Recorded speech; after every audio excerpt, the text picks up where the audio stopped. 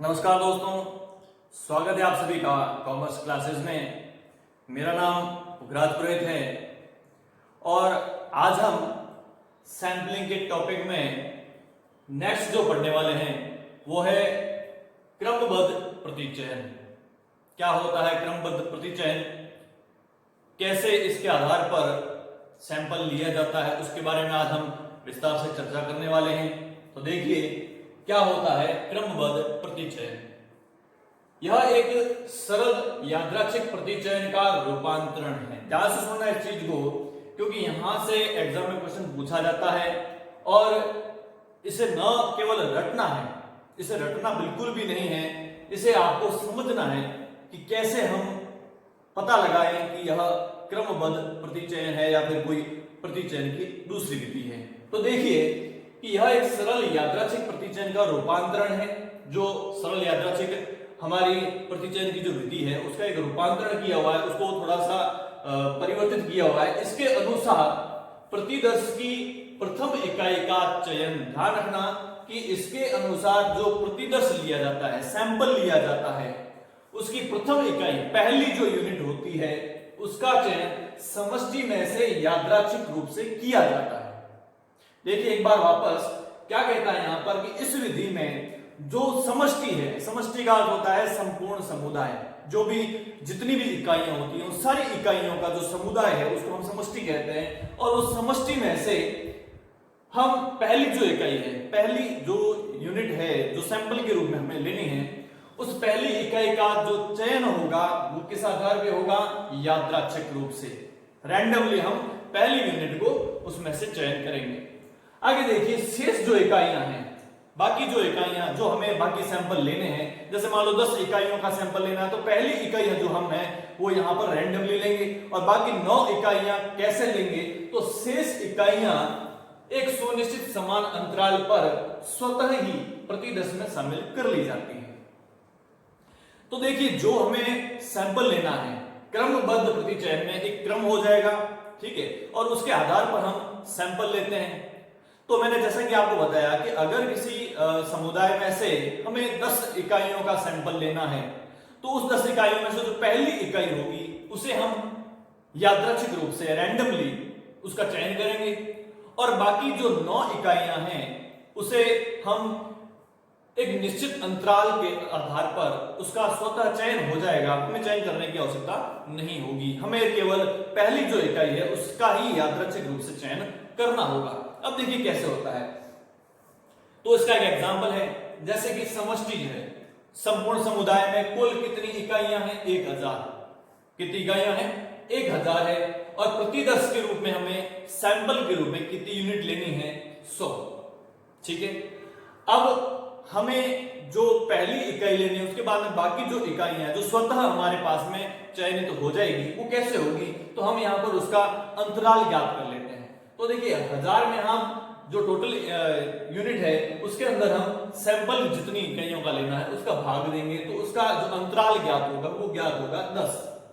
अर्थात हम जो पहली यूनिट का चयन करेंगे उसके 10-10 के अंतराल में अगली जो यूनिट है वो स्वतः हमारे पास में सैंपल के रूप में चयनित हो जाएगी। यही होता है क्रमबद्ध प्रतिचयन। तो देखिए अब आगे, जैसे कि मैंने मान लो कि 1000 में से पहली इकाई ले ली 4, चौथी यूनिट जो है मैंने सैंपल के रूप में उठा ली, तो चौथी के बाद में 10 का अंतराल होगा 14। ठीक है, 14 के बाद में 24, फिर 34, 44, इस तरीके से जो 14 नंबर की यूनिट है वो सैंपल के रूप में स्वतः ले ली जाएगी। 24 नंबर की जो यूनिट है वो भी स्वतः ले ली जाएगी, 34 नंबर वाली। इस प्रकार से 10-10 के अंतराल में जो भी अगली यूनिट आएगी वो स्वतः हमारे पास में प्रतिदर्श के रूप में चयनित हो जाएगी। ये विधि होती है कौन सी, क्रमबद्ध प्रतिचयन। तो ध्यान यहां पर रखना है कि हमें जो अंतराल है वो अंतराल कैसे ज्ञात करना होगा, संपूर्ण समष्टि और उसमें भाग लेना है प्रतिदर्श की इकाइयों का, तो हमारे पास में ज्ञात हो जाएगा प्रतिदर्श का अंतराल। ठीक है, अब आगे देखिए कि इस विधि को अर्ध यादृच्छिक प्रतिचयन, इस विधि को अर्ध यादृच्छिक प्रतिचयन भी कहा जाता है। इस विधि को क्या कहते हैं हम, अर्ध यादृच्छिक प्रतिचयन। अर्ध यादृच्छिक यानी कि क्वेसी रैंडम सैंपलिंग कहा जाता है। अब ऐसा क्यों कहा जाता है, तो देखिए कि जो रैंडम सैंपलिंग होती है तो वहां पर तो हम स्वतः कहीं से भी कोई भी इकाई का चयन कर लेते हैं, लेकिन यह जो है वो अर्ध यादृच्छिक है, संपूर्ण यादृच्छिक नहीं है। अर्ध यादृच्छिक का मतलब क्या हुआ, क्योंकि यहां पर प्रारंभिक जो इकाई है, पहली इकाई, वो यादृच्छिक चुनी जाती है। मैंने जैसे बताया कि जो पहली इकाई है, हम चौथी इकाई जो है वो यादृच्छिक, कोई भी जो है चौथी इकाई हम वहां से एक चयनित कर लेते हैं। चौथी इकाई हमने जो है यादृच्छिक रूप से चयनित की है।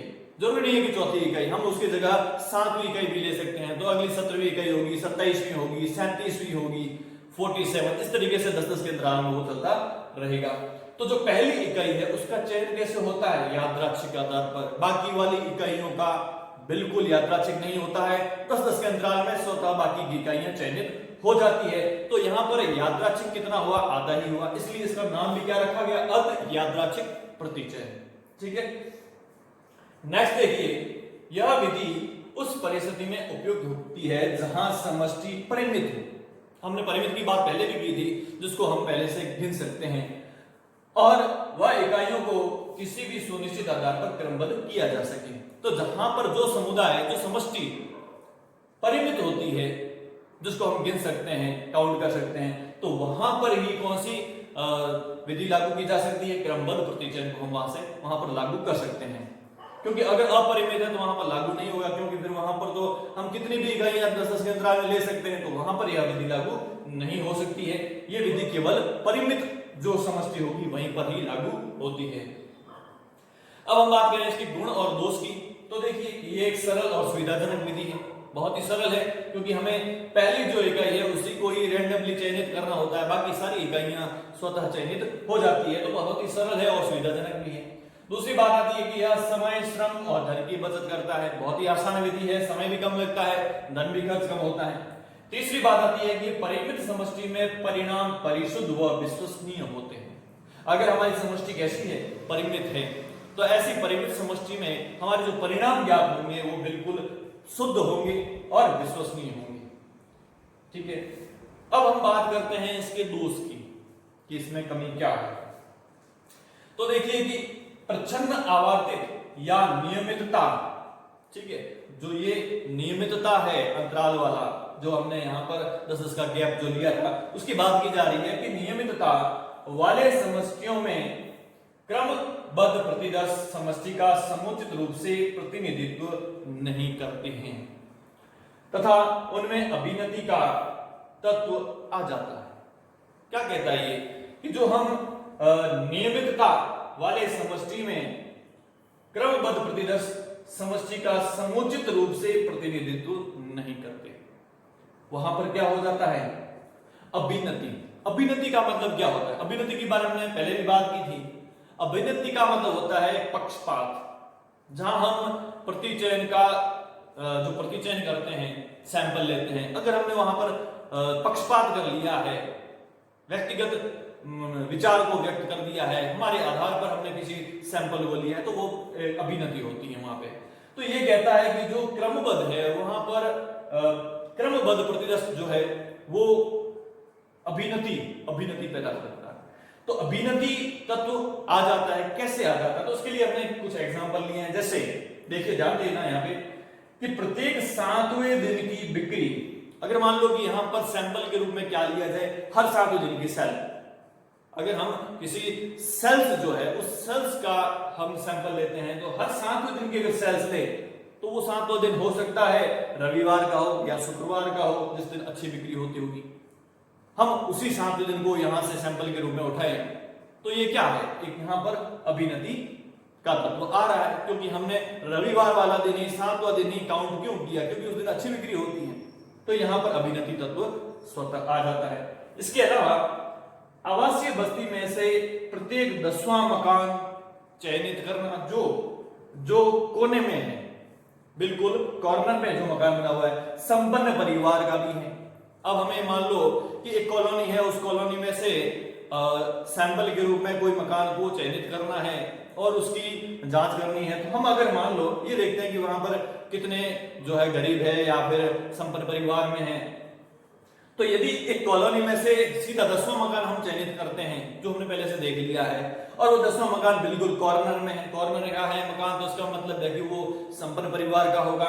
तो संपन्न परिवार का है, बिल्कुल कॉर्नर में मकान है और वो 10वां नंबर पे है, तो हम 10वां 20वां 30वां इस प्रकार से अगर मकान को चयनित करते हैं, जो सारे के सारे मकान हर बस्ती के अंदर कॉर्नर में आते हैं और सब संपन्न परिवार के माने जाते हैं, तो इसका मतलब है कि यहाँ पर भी हमने अभिनति जो तत्व है उसका प्रयोग अभिनति हुई है, क्योंकि हमने देख लिया है कि 10वां मकान जो है वो संपन्न परिवार का है। हम ऐसे ही हर 10 के गैप में है वो हर मकान को चयनित कर रहे हैं, तो यहाँ पर भी अभिनति तत्व आ जाता है। तो यही कहना चाहता है कि जो नियमितता वाले समष्टि होते हैं, जहां पर हम एक अंतराल में, निश्चित अंतराल में प्रतिदश का चयनित करते हैं, तो वहां पर अभिनति तत्व आ जाता है। तो ये इस प्रकार से अभिनति तत्व आ जाता है कि वहां पर पक्षपात हो रहा है। और अगला आता है कि इसका प्रयोग परिमित समष्टि तक ही सीमित है। बिल्कुल सही बात है, क्योंकि हमने पहले ही कहा था कि क्रमबद्ध प्रतिदश का जो है प्रयोग केवल और केवल उसी समष्टि में होगा जो समष्टि परिमित होगी, अर्थात अपरिमित समष्टि में इस पद्धति का प्रयोग नहीं किया जा सकता है। तो ये था हमारा सैंपलिंग में क्रमबद्ध प्रतिचयन विधि। तो इसका आप एक अच्छा सा स्क्रीनशॉट ले सकते हैं। धन्यवाद।